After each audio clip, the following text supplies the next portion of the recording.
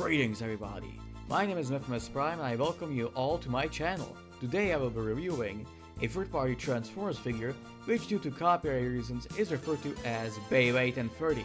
Now we all know this is the third-party version of ROTB's Optimus Prime. Now if you have a really good eye, you can notice this is actually a knockoff of the original Voyager class from Hasbro. Without further ado, let's look at the sculpt. Now the sculpting on this figure and painting is of course mostly taken from Hasbro, but is actually improved and more accurate to the movie. Don't believe me? Let me show you. This is a comparison between the two models. Now of course the movie model is more detailed and has better colors. Even though there are some differences, I believe this figure actually comes very close. Speaking of the sculpt, he actually has a sculpted in matrix of leadership, which is, you can see, I have painted. Now I have nothing else to say to the sculpt, so let's look at the accessories. Now I've just noticed I forgot an accessory, but it wasn't useful anyway. So let's talk about this first accessory, which is the arm cannon. Now this one is actually really good and very detailed, unlike Hasbro's shitty ass small Lego size version. But honestly, I don't really like this gun. So let's just remove this piece of shit and replace it with the Bumblebee Movie Studio Series Ion Blaster. Nice! Now this is what Optimus is supposed to look like. No shitty ass arm cannons. Anyway, his other accessories are his blades, which can be mounted to the forearm or to the wrist, as you can see right here. Now this next piece might cause a bit of controversy, but the next piece is a parts forming piece. Now before you all attack me and this figure, I'm just going to explain the fact that this is actually made to cover up the hideous backside of the original model. So yeah, and also this piece can store the other accessories on it, which you can put away when you pose the figure. Speaking of posing, let's get to the articulation.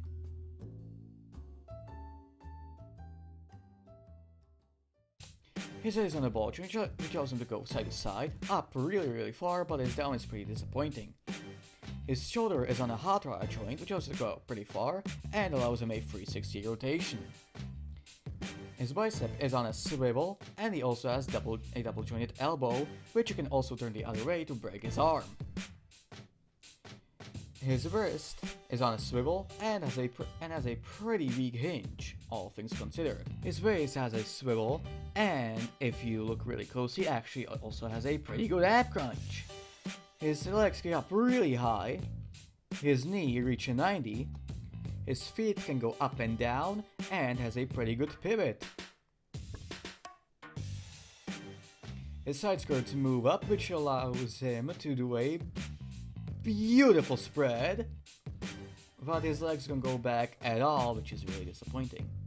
Now, you can actually cheat his articulation a bit by de-transforming him and moving the shoulder joint like so.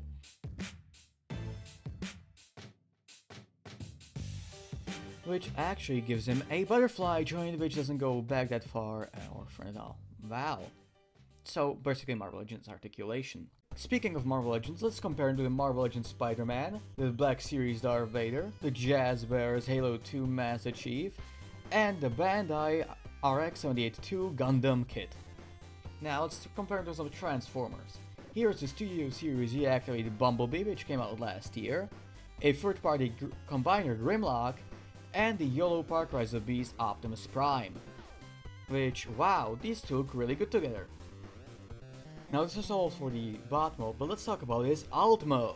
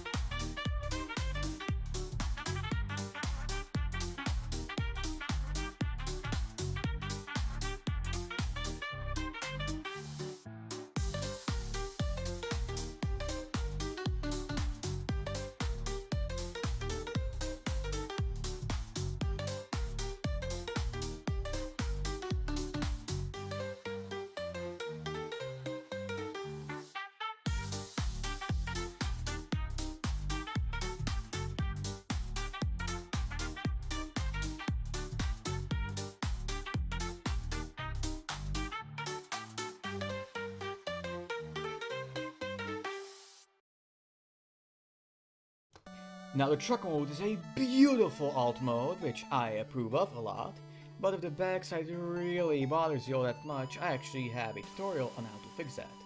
First, you just take off that stupid ass piece of shit parts former piece, and then you pull his shins down onto the truck bed, which makes it look actually pretty decent.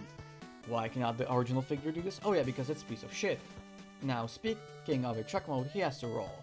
And I'm here to confirm that yes, the wheels do roll, and they roll really well, which of course allows him to drive really well across any surface. Now, is this figure worth it? I believe it is, because it costs only $10 and the plastic quality is really good, the joints are nice and smooth and they're even more tight than some Marvel Legends, and they aren't too tight, they're actually pretty creamy. Now, I would highly recommend this figure. And this is all I have to say for now. Bye bye, and enjoy the rest of your day.